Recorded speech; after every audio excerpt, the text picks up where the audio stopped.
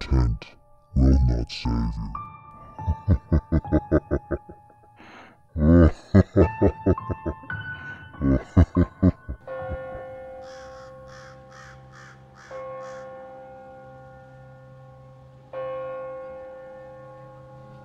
A couple of days ago, my boyfriend and I went camping in eastern Germany. We had found an incredible spot to set up our tent, right by a river in the woods. We parked the car around 20 meters away from us, behind a bush. After we set everything up, we sat by the river and enjoyed the sunset. It was getting darker and we could hear the animals around us getting more active. We were well aware that we would hear some creepy noises at night. Anyway, my boyfriend decided to bring our food to the car to not attract any more animals at night. I stayed at our spot enjoying the view. As soon as he walked to the car, this strange feeling got to me. A feeling of fear and alertness.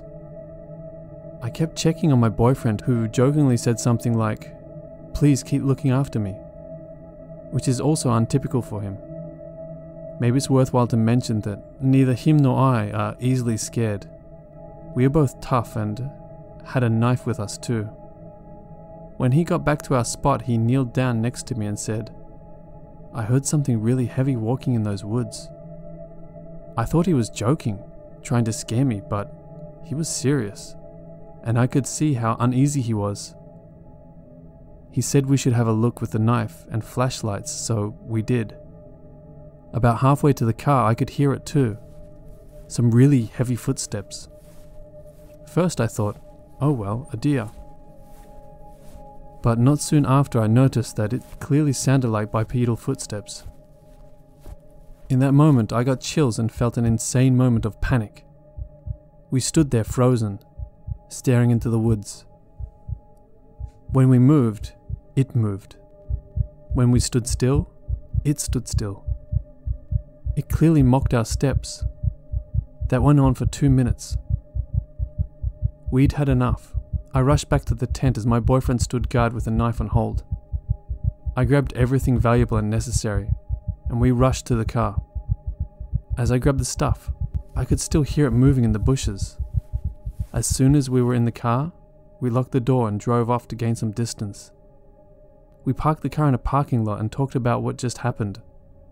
My boyfriend said that when he brought the food to the car, he already had a weird gut feeling of something/someone lurking. The reason for him asking me to keep checking on him. As soon as he heard the steps, he said he literally got chills down his whole spine.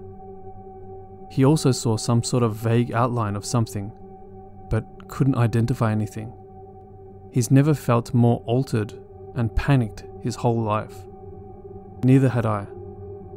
It was purely survival and gut instincts to get away from whatever it was in the bush. We slept in the car that night. Now he thinks it was a creepy human who was up to no good. I think that is a possibility, but it might have been something different. Do you guys have any ideas what it might have been apart from a human? We do not have any large predators in Germany, only wolves, which are rare.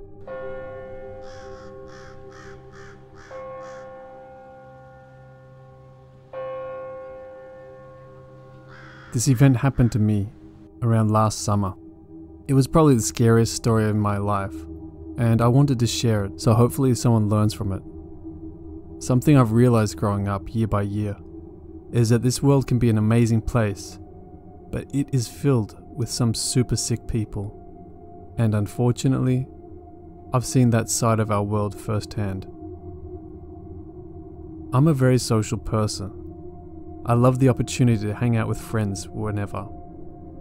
I'm also the type of person who's always looking for the next big thing. I guess I should tell you that I was an 18-year-old male at the time of this story, and have a decent-sized friend group of both boys and girls. Throughout high school, we had done a lot of crazy shit together. Being just out of high school, we wanted to do something insane together before departing for college. And we all decided to go camping in the middle of nowhere for 3 days. Fun, right? And for some miracle, all of our parents thought it'd be fine. So we had 6 people going. Me and my girlfriend Stephanie, my friend Brandon and his girlfriend Kaylee, and Steve and his girlfriend Sarah. We had decided to have 3 different tents for each couple, for reasons you could probably guess. Being a former Boy Scout, I was aware on everything we needed to survive for 3 days. Food, water, and other essential supplies. Being rebellious teenagers, we also stocked up on plenty of booze and weed for our fun getaway. So, mid-July, we depart for our camping vacation. After hours of driving and driving down back roads, we eventually find a place that looks secluded but not too sketchy like some horror stories. There were houses nearby but not too close. Again, we weren't looking for sketchy woods to camp in, but unfortunately no service. It took us at least an hour to get everything set up. While the girls and Steve finished setting up camp, Brandon and I took a look around while fetching firewood. We eventually came across a cool looking trail. We weren't too concerned because there were houses within a mile radius, and we assumed that those people had used this trail to hunt, which was big in this area, or animals used it. We parked the car rather close to the site, and we had eyes on the car at all times. The first night, nothing much happened. We rolled a blunt and drank a bit and called it a night.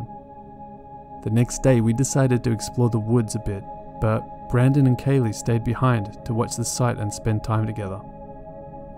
We decided to go down the path we found earlier. Around 20 minutes down the path, Steve spots a metal fence. We approach it to find a cemetery. The cemetery looked old, but there were signs of activity there, and not some voodoo shit or cult, like flowers and notes left. And beyond the cemetery, we saw a bigger trail that had fire tracks and a half-assed parking lot for the cemetery. We ventured down the path for a bit to spot some deer, then head back because it's getting late. That night we really partied hard because we were to leave the next day and didn't want to return with extra beer or weed. Now this is the night that was the polar opposite of the other night. The other night was peaceful, and we assumed the same about this night as we began to turn in. Boy, were we fucking wrong. Now you would assume there would have been warning signs earlier in our trip, like a rusty knife on the path or foot tracks around our site. No, not at all. All of us woke to a blood-curdling scream coming from Steve and Sarah's tent. As we hear the fabric being ripped by what we assumed to be something sharp, I guess Steve hit the guy really hard with his flashlight and was able to get both himself and Sarah to his car. Now here's the issue. Steve's tent is the closest to the car, while the other 2 tents are closer to the trail. So to get to Steve's car, we had to get past the whatever attacked Steve and Sarah. Luckily, all of our drunken selves were gone because before getting into his car, he yelled "cemetery," and it clicked in my head. The trail on the other side of the cemetery. So I quickly grab Brandon, Kaylee and Stephanie and start running towards the trail. I use my phone flashlight to help see. You might think, why would you turn your flashlight on? Well, the last thing I wanted to do was to miss the cemetery and be lost in the woods with the guy who attacked Steve. By the time we get to the trail, Steve and Sarah had gotten the fuck out from the site, and we could hear the guy chasing us, but from several yards behind. We were able to find a cemetery rather easily, and I hop over the fence first. When we all get over the fence, we noticed Steve had not arrived yet, so we all hid in the cemetery. Luckily to our advantage, it was pitch black by the time I turned my flashlight off, and we all hid in complete silence. My heart dropped when I heard the metallic shaking, as if someone was climbing over the fence. The guy had tracked us down, probably due to the fact that Steve yelled "cemetery." We all stayed still as we heard the ground crunch as the guy took slow steps. When in fight or flight moments, you are capable of a lot more than you would think, and your brain is put on some super high alert mode for some shit. As the guy approached, I realized I had my small Swiss Army pocket knife in my pocket. as the guy's steps grew closer to me. When he was right about on top of me, I grabbed the knife and lodged it in the back of his knee. The guy tumbled to the ground with a shriek of pain and a metallic sound as he dropped his weapon. Soon the pair of headlights came around the corner. Steve had made it.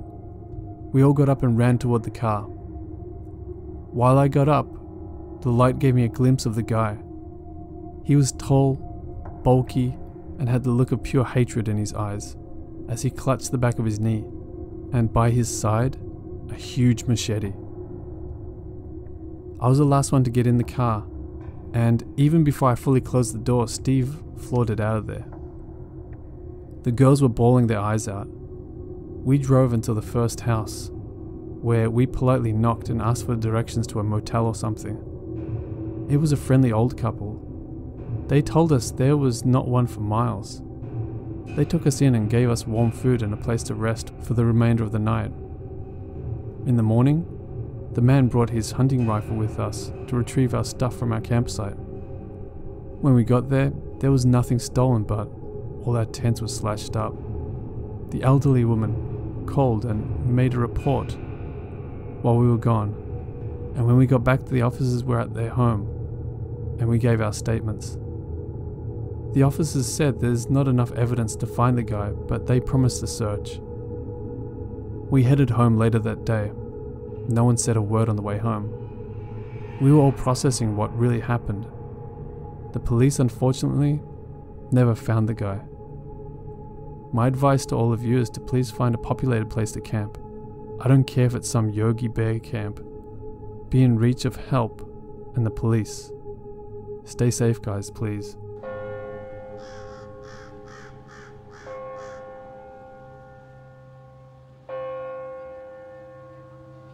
My wife and I were camping last night in Blue River Reservoir in Oregon. We camp here often and decided to explore up FSR 520 and found a cool abandoned bridge far back in the woods over Cook Creek. The spot was beautiful, and we were set up over the river on this long abandoned bridge over the creek. If you've ever been in the Oregon woods, you know that they can give off a creepy vibe, and this was no exception. But it really was a dream campsite. Being 40 feet directly over a river while on a bridge, with limbs growing everywhere over it, isn't your everyday spot. I'll throw in for background that there was no one within at least 3 miles of us, and we had to hike in a little from our car, approximately 1/10 of a mile. We explored around the area for quite a while and didn't come across anything out of the ordinary, besides a pair of shoes and a name, Mona, written in ash on a rock of the fire ring. While we were sitting by the fire, I noticed a very bright flash of light over the river and snapped my head up but didn't see anything. A few moments later, I was paying closer attention and watched a ball of light float, even with the bridge 40 feet in the air, from one side to the other in the woods over 50 feet. The light was very blue. My thought the first time had been somehow headlights had come through, but I would have heard a car, and no man-made light could get to us in this isolated area. This blue light was unlike anything I had ever seen. I mentioned it to my wife, but didn't want to freak her out, so I dropped the subject soon after. Later that night in the tent, we had the mesh lining up where we could see outside. My wife gasped and watched as the same blue light floated at the end of the bridge 30 feet away and hovered in the air. After a good bit of time, it shot into the woods. It being late at night, we were obviously scared of someone's headlamp, but it shot away 40 times as quick as any human could go, and we saw nothing attached. Our dog left the tent and stared at the spot for the next 10 plus minutes, while also peeking down the side of the bridge very seriously. Has anyone had a similar experience on Forest Development Road 520 in Blue River Reservoir, Oregon? Or had any similar experiences in the PNW?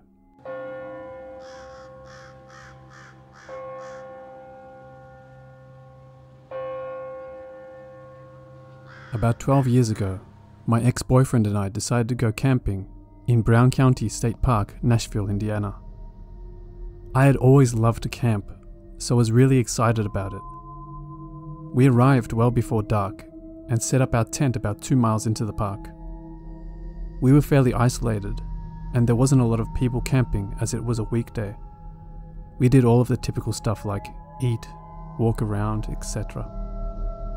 Once it started to get dark, we made a fire and sat there talking while my boyfriend drank whiskey. There was a few times I felt as if someone was watching me, but I couldn't see or hear anything. I felt uncomfortable and couldn't figure out why. We eventually decided to get in the tent to get some sleep, and my boyfriend quickly passed out due to a large amount of whiskey. I, however, couldn't sleep. I still felt uncomfortable and as if I was being watched.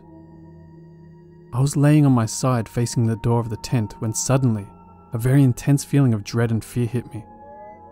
It was the strongest feeling of fear I'd ever had in my life. Every hair on my body stood on end.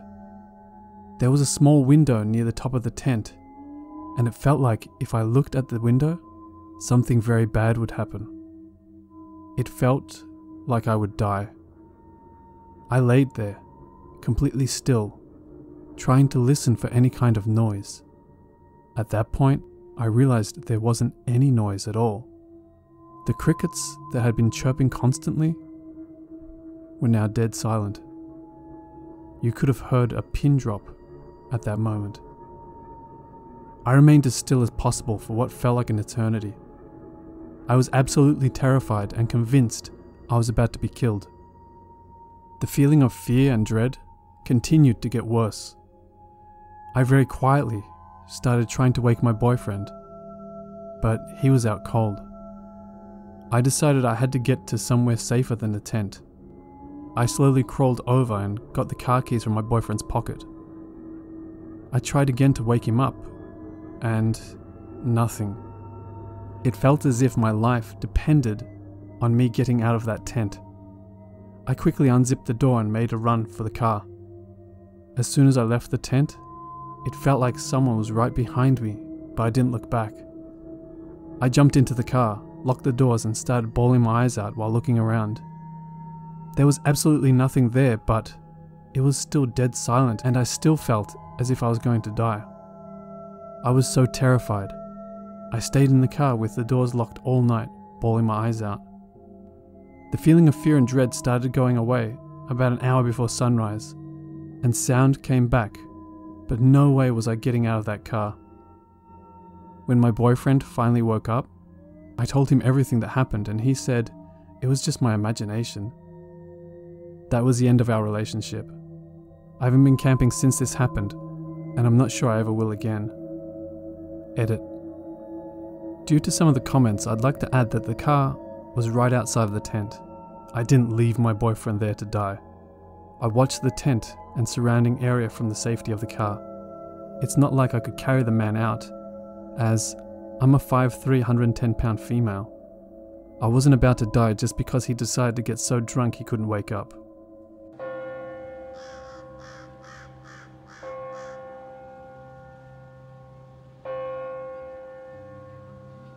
Hello watchers and listeners.